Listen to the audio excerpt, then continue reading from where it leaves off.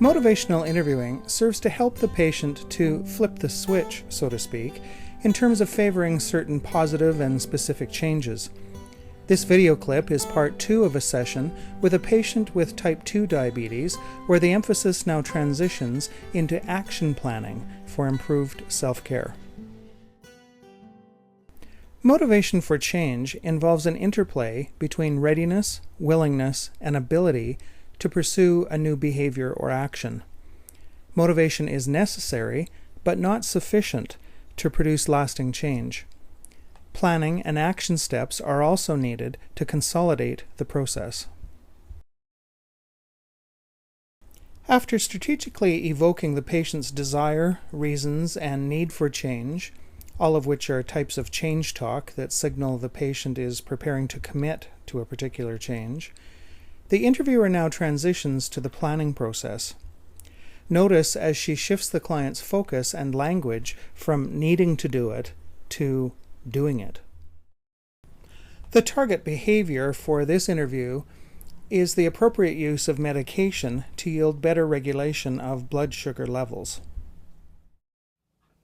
That's the issue here, is that you got to just come face to face with the fact that, like it or not, are you going to manage it, or is it going to manage you? That's the deal. And it pisses me off now because I'm starting to hear, as we're speaking, that the doctor is right about this.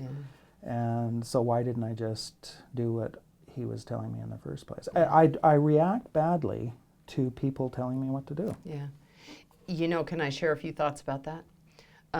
You're not alone in that. It's a normal reaction because people really want to be able to manage for themselves. They want to take responsibility, and I want to affirm your desire to take that responsibility for yourself and to really tackle it and manage it for yourself. And this takes a lot of courage. It takes a lot of courage to really sort of man up and move forward with this. And so I just... The other expression my dad used to use is shit or get off the pot. Like, do it or don't do it. Yeah. And it sounds like you're feeling like it might be time to do it. I don't know, but it sounds like you're feeling like it might be time. The word do it is the big thing. I was telling my daughter about this a couple of nights ago. I phoned her. She lives in Los Angeles, and we're movie buffs. And she was saying, you know, Dad, it was Yoda who said, you know, there is no try, there is do or do not. And that's what I need to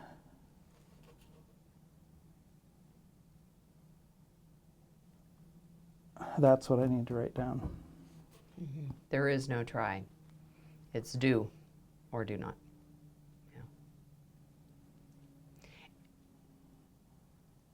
Yeah, you have talked me into it. The patient just made a statement that the interviewer had talked him into it, but it's instructive to pause a moment and reflect on that. The question is, did the interviewer talk her patient into it, or did the patient talk himself into it? In motivational interviewing work, it's not uncommon for the patients to be the ones who talk themselves into an argument that favors change. That's just what happened here. With the help of the interviewer's skillful reflective statements, the patient hears himself forming an argument for change that he himself proposes. It contradicts the very spirit of an MI interview for the interviewer to be persuading and convincing and talking into, so to speak. Due to its reliance on collaboration and on supporting the patient's autonomy in decision-making, it works against the very purpose of MI to try to coerce or manipulate a client into doing anything. Despite the trouble he has with the word diabetic, this patient does indeed have the disease.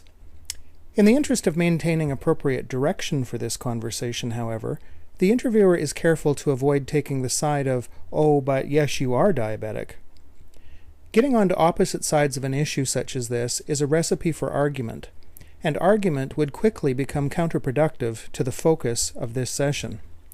The trap of taking the side of promoting change is a common one. It can easily lead practitioners away from the MI spirit and into a less collaborative mode.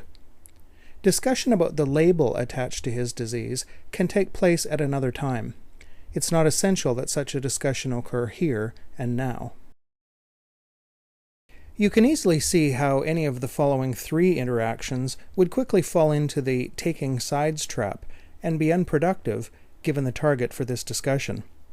If, for example, the interviewer had confronted the patient by siding with the lab results, she might have said, "But you do have diabetes. Your A1C proves it. You just can't argue with the numbers." To which the patient would likely respond, at least internally, with something like, "No, I'm not," and "No, it doesn't."